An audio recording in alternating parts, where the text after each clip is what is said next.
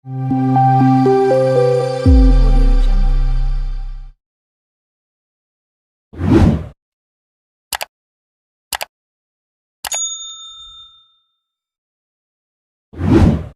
সময়ের কথা, বাংলাদেশের এক ছোট্ট গ্রামে থাকতেন মজিদ চাচা। তার দুই স্ত্রী, বড় বউ রাশিদা আর ছোট বউ হাসিনা। এই দুইজনেই ছিলেন বুদ্ধিমতী, তবে দুজনের মধ্যেই ছিল নিঃশব্দ প্রতিদ্বন্দ্বিতা। কিন্তু তাদের জীবনের সবচেয়ে বড় মাথা ব্যথা ছিল মজিদ চাচার ছোট বোন, ননদ হালিমা।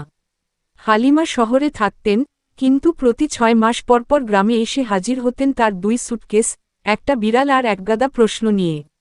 হালিমার গ্রামে আসা মানেই বাড়ির মধ্যে শুরু হয় ঝামেলা, হাসি, কান্না, আর কাটাকাটি। তিনি যেন ঝগড়ার পিএইচডি।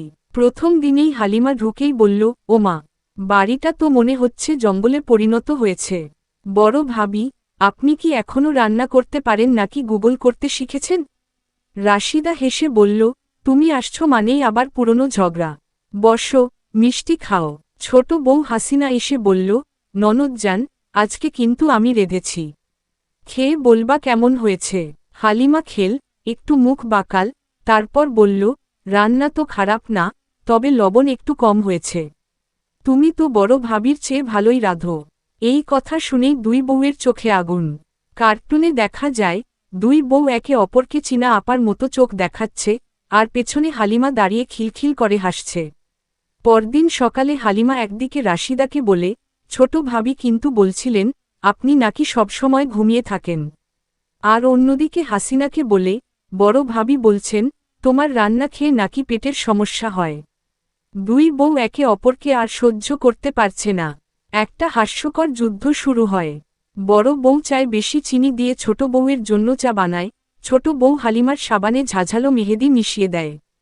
একদিন মজিদ চাচা বললেন, এই যে, তোমাদের নাটক দেখতে দেখতে আমার তো টেলিভিশনের প্রয়োজনই ফুরিয়ে গেল। গল্পে দেখা যায়, হালিমা চুপচাপ হাসছে, আর দুই বউ একে অপরের দিকে ঝাঁপিয়ে পড়ছে। মাঝে মাঝে বিড়ালটাও পালাতে চায়। তবে একদিন হালিমা হঠাৎ অসুস্থ হয়ে পড়ে। মুখে হাসি নেই, চোখে ক্লান্তি। ডাক্তার এসে বললেন, ওর শরীরে স্ট্রেস বেড়ে গেছে, একটু আরাম দরকার। এই খবর শুনে দুই বউ চমকে ওঠে। ঝগড়া ভুলে যায়। রাশিদা তার প্রিয় চিরুনিটা এনে দেয়, হাসিনা ওর জন্য ঝোল রান্না করে।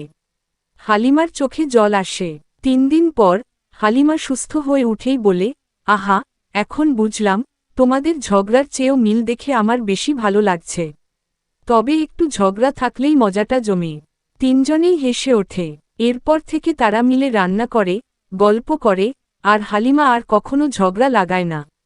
তবে মাঝে মাঝে মুখে এক টুকরো চাওয়ালা হাসি নিয়েই বলে, আগে ছিলাম পরিচালক, এখন দর্শক।